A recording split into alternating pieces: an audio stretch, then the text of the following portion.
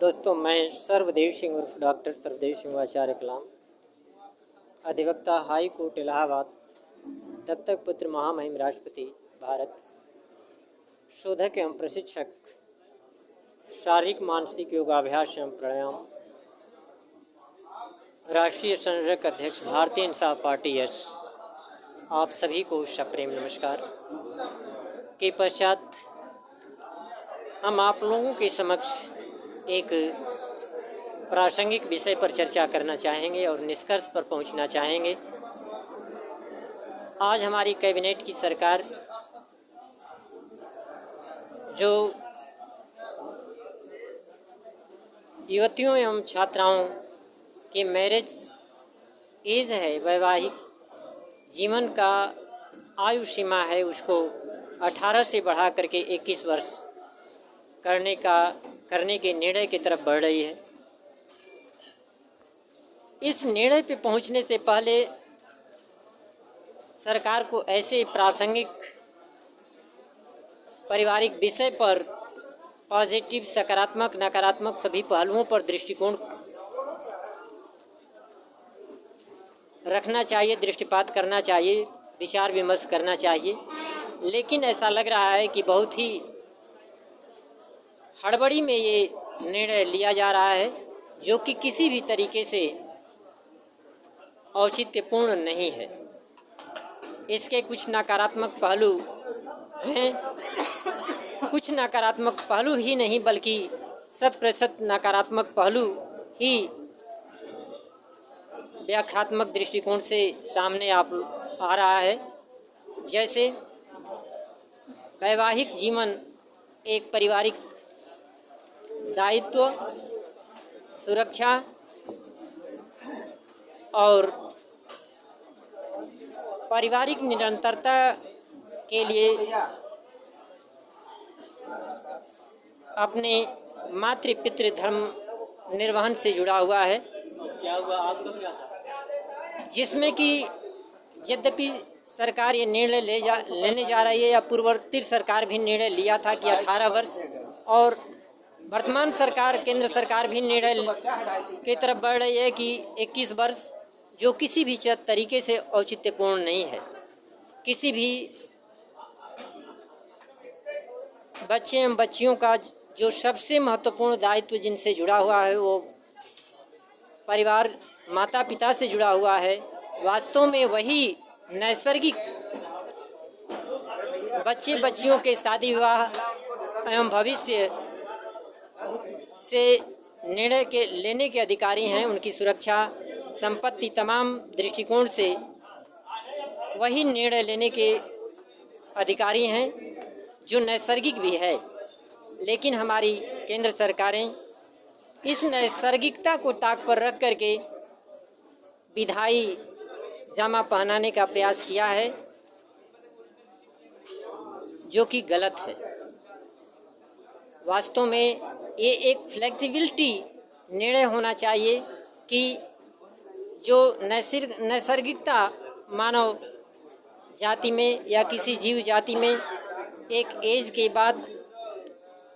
जो मातृ पितृ धर्म निभाने का अवसर होता है, उसको उसमें किसी तरह से बाधा नहीं बनना चाहिए। और इसको बच्चियों के लिए 15 से 18 वर्ष की सीमा या 15 से एवं जब भी चाहें, क्योंकि उसमें विवाह, दोंगा तेंगा इत्यादि जो पारंपरिक चीज़ें हैं वो जुड़ी हुई हैं, जो माता पिता अपने और बच्चे के भविष्य इत्यादि को देख करके निर्णय लेते हैं। उसमें बाधा नहीं पड़ना चाहिए, क्योंकि उससे सरकार यद्यपि ये निर्णय ले रही है, लेकिन उसमें ये निश्चितता नहीं है कि इतने वर्षों बाद सरकार ही छात्र छात्राओं, बच्चों के वैवाहिक जीवन के दायित्व को भी निर्वहन करेगी। जब ये निर्वहन करने का दायित्व नहीं जुड़ा है, तो उस निर्वहन में बाधा बनने का निर्णय भी नहीं जोड़ना चाहिए। वो हर तरीके से गलत है। अगर उसको एक फ्लेक्सिबिलिटी, लचीलेपन से 15 वर्ष और उससे एबव कर देंगे, तो माँ बाप को जब भी अवसर मिलेगा अपने दायित्वों को पूर्ण करते हुए अपने बच्चों को मातृ पितृ धर्म को निभाने का, निर्वहन करने का, उनको अपने पारिवारिक जीवन को जीने के लिए हर रोजगार व्यवसाय करने का उससे अवसर मिल सकता है। यदि 100% बच्चों को कोई रोजगार नहीं मिल सकता है तो जाहिर सी बात है जो बच्चे हाल रोजगार नहीं पाए वो अपने पितृ धर्म में भी पिछड़ गए और हाल रोजगार धर्म में भी पिछड़ गए, तो वो जीवन के दौड़ में फिर हर तरीके से पिछड़े हुए पाए जाएंगे। कम से कम जो बच्चे पढ़ने लिखने के साथ ही अपने हाल रोजगार की तरफ दृढ़ संकल्प से बढ़ रहे हैं उसमें तो कोई बाधा नहीं है कि आप 21 नहीं 30 वर्ष 35 वर्ष में शादी विवाह करिए न करिए, वो आप पे निर्भर है, उसमें कोई बाधा नहीं है। लेकिन जिनके पास पारिवारिक जीवन की ही अवसर है अपने सुरक्षा के लिए, अपने पारिवारिक जीवन के लिए, अपने भविष्य के लिए, उनमें किसी भी तरीके से बाधा क्रिएट करना ये किसी भी तरीके से विधि व्यवस्था एवं नैसर्गिक व्यवस्था के तहत वो गलत है। आप ये यद्यपि हमारी आर्थिक, सामाजिक, राजनीतिक परिवेश, जनसंख्या इत्यादि के माध्यम से और दायित्व निर्वहन से ये एक सीमा तो निर्धारित कर सकते हैं कि हम दो हमारे दो, ये तो फिर भी सही है कि अगर इस सीमा को नहीं निर्धारित करेंगे तो शायद माँ बाप भी पशुवत जीवन जीने के लिए बच्चों के लिए के सामने ऑप्शन छोड़ देंगे। तो ये तो सीमा मतलब हम दो हमारे दो सत्य है, सही है, उसको हमें सतर्कता से और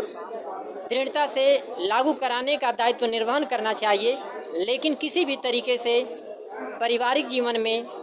उनके सुरक्षा, उनके संपत्ति, उनके भविष्य, हाल रोजगार, व्यवसाय इत्यादि के माध्यम से, पारिवारिक दायित्व के निर्वहन के माध्यम से किसी भी तरीके का अड़ंगा डालना ये निहायत जो है गैर जिम्मेदाराना पूर्ण जो है निर्णय है। इसकी हम कटु भर्त्सना करते हैं तथा मांग करते हैं कि इसको रोका जाए। अगर निर्णय लेने की स्थिति में है किसी भी तरीके से तो उसको वापस लिया जाए। इन्हीं बातों के साथ मैं सर्वदेव सिंह उर्फ डॉक्टर सर्वदेव सिंह आचार्य कलाम, अधिवक्ता हाई कोर्ट इलाहाबाद, दत्तक पुत्र, महामहिम राष्ट्रपति भारत, शोधक एवं प्रशिक्षक शारीरिक मानसिक योगाभ्यास एवं प्राणायाम, राष्ट्रीय संयोजक अध्यक्ष भारतीय इंसाफ पार्टी, आप सभी को पुनः सप्रेम नमस्कार।